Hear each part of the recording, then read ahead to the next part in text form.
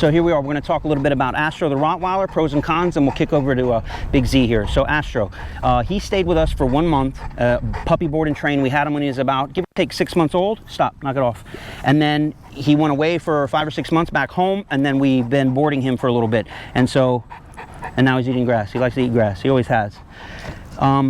Pros and cons with the Rottie. Rotties like to eat grass. I'm kidding. It's just an Astro thing, but he's going to knock it off right now. Leave it. Good.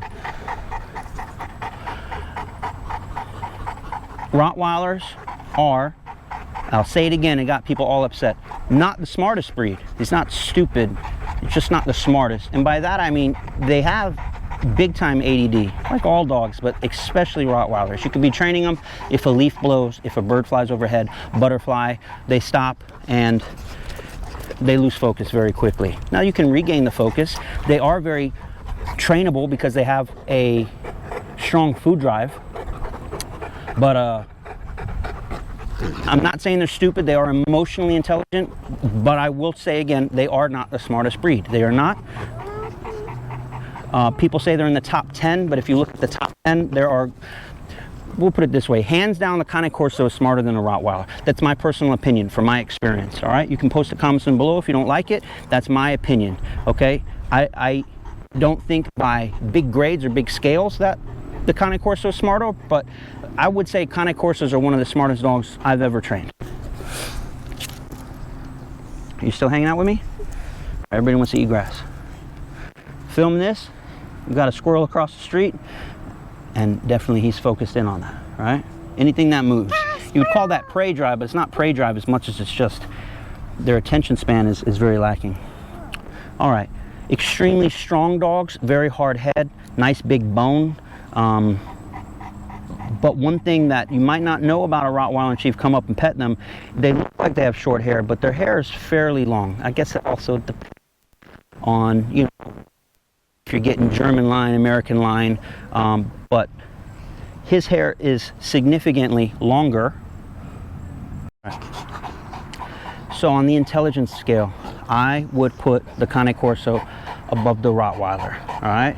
In my personal opinion, in my experience, Cane Corsos are more intelligent than the Rottweiler. Let's see what else. Size-wise, I think they're very comparable in size and strength, meaning, and I don't have the breed standards off the top, pretty typical for a Cane Corso male to be 120 to 140. They can definitely get bigger than that. Rottweilers, I think, are right in that same category. Rottweilers might be a touch bigger. They're a little more dense boned, in my opinion, but I think Cane Corsos can be more muscular. Can you calm down, goof? So I would give the size advantage maybe to the Rottweiler just by a few pounds, but there are a lot of Cane Corso breeders out there. Can you knock it off with the grass?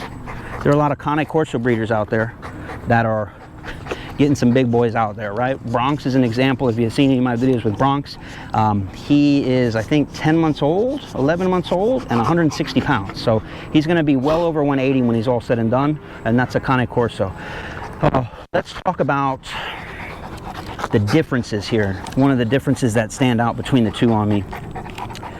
I think Cane Corsos are one of the ultimate home protection dogs. It's just in their nature. Thousands of years of just being bred for war dogs, you may have heard.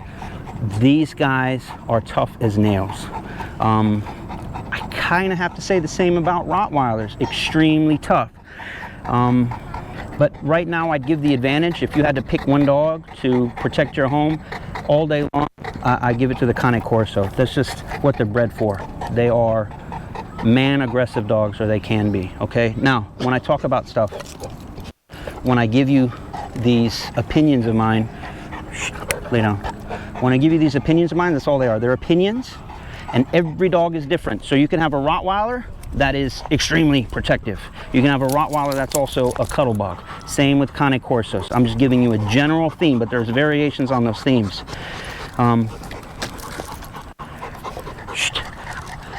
If you are a novice owner, I would recommend a Rottweiler over a Cane Corso for that same reason. Cane Corsos are hard-ass dogs, full of piss and vinegar. All right, depends too what breeder you get them from. Are they bred for companionship? Or are they bred to work? A Z was bred to work, and you can tell he is more than a handful. All right, extremely protective of the home. He's a handful, not because he's really aggressive, but because he's a 100-pound puppy. It's exactly what he is. He acts like a puppy, but he's the size of a full-grown dog, right? And he's only going to get bigger. So he's a lot to handle. He could hurt you without trying just by bouncing around. So Astro sheds a lot. He has longer hair than you would think, but he doesn't shed much at all, but he drools. So yeah, back to what we were saying. Drools. Now, I've heard some kind of Corsos drool and some don't. He definitely drools. Drinks water. It's hot outside. We got goobs up at the top of our ceiling because he'll get the goobs and shake. They're everywhere. So there's tight-lipped Corsos and then droopy-lipped Corsos. I guess it depends what they're bred with, you know, if they're mixed at all. I like the more droopy lip. I think that's more how they're supposed to be. But there's a lot of, you know, different breeding going on where they're mixing them with different things, so you never know what you're going to get. Let's see what else there is. So I don't find that Rottweilers drool. Maybe when you feed them, just a touch of drool, like you might get if you feed them by hand. You'll get it on your hand. Let's see what else there is to talk about. Coloring. Rottweilers come in one color, as you see it, black with the brown. Cane Corsos you can get in a multitude of colors. You can get them in tan, black with stripes. He happens to be gray with some brindle. I couldn't tell you the exact name. I think they call him blue brindle. Yeah, blue brindle. But he's more gray. He's got a little touch of blue in there. He's got his full gray face because he's an old man. But I think he's definitely a handsome dog. And aside from him being just slightly undersized for a Corso, I think he's a beautiful dog. Beautiful dog. Oh, let's see what else there is. All right, so let me kind of wrap this up. This video is getting very long. If you want to get into the big dog game, start with a Rottweiler, okay? Still a lot of dog. When people ask me, should I get a Cane Corso? My answer is no. Do not. There's no reason, I think, for you to get a Corso unless you really know what you're doing. These are the strongest and hardest dogs on the planet, outside of maybe like what are those crazy dogs that they do dog fighting with in Africa, or the boar boil in South Africa. This is very similar to a boar boil. All right, but Cane Corsos are tough as nails. The other reason that they are so tough and potentially dangerous is their pain tolerance is through the absolute roof. So we'll talk about that for just a minute, and this is what I usually use to explain. You probably saw me give him a couple hammer strokes. I pretty much can't hit him much harder than that on the pinch, and it barely phases him. He's pretty sensitive to the e-collar, thank God. He doesn't have it on right now. But I'm just trying to explain in a nutshell. You just have to take my word on it. Their pain tolerance is through the roof. I think it's just bred into them for what they were bred for. Dogs of war, if you look into it, I think that's part of it, that they just took the toughest of the toughest dogs. This dog would lay his life down for you and not even think about it. In fact, in his entire 10 years he's lived with us, I can't even think of a time that he made like a wince in pain. Now, he is terrified of lightning, but that's a whole other story. I think a transformer blew once near him, and that's all she wrote for that. So he doesn't like loud noises. But outside of that, pretty tough dog. Very tough dog. We'll talk a little bit about the ears and the Cane Corsos. The breed standard is to crop the ears. There's different types of crops. See if we can get him to look. I want his ears to be more forward for you. Make me call his name.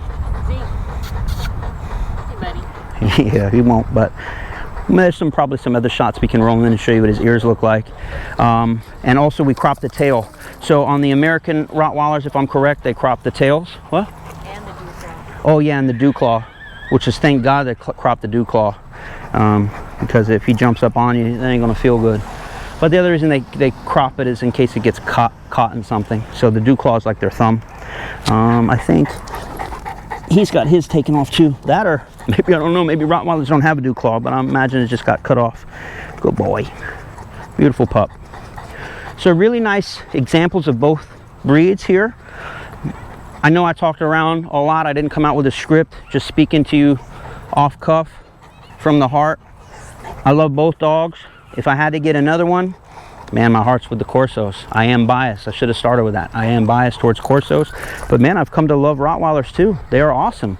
They're great. Again, if you had to get one, I'm pushing you towards a Rottweiler. I do not recommend Corsos for really anybody. There's almost no reason to have one. Why did we get one? I don't know. You got one the same reason everybody else wants? Yeah, I got one the same reason everybody else wants one. We want the biggest, baddest dog on the block, and well, we got that. He is more than a handful. But now the downfalls to having a dog like this, I'm going to talk about that real quick. If you do not socialize this dog a lot as a young puppy, and we did, at some point, I want to say for him it was around, was it 6 months, 9 months, a year? Somewhere between 6 months and 12 months, the light switch was flicked, and who he knew up to that point was his inner circle. Outside of that, it's very, very hard to introduce new people into his life. He wants to kill the babysitter. He wants to kill anybody that's outside of his inner circle.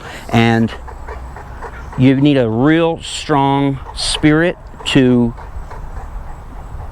match his intensity. And what I mean by that is, if you're a dog trainer that's familiar with strong dogs, you could pretty much walk up, take this leash, snap him into place, and start working him.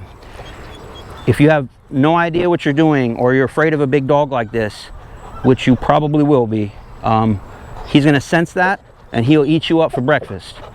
All right? So what I'm getting at is, you need to think about that when you buy a dog like this, because it makes going out of town more difficult, makes going on vacation more difficult, because where are you going to board him? Who's going to come over to your house? And a loaded weapon like this, as hard and badass as he is, it goes back to my other discussion about protection work dogs.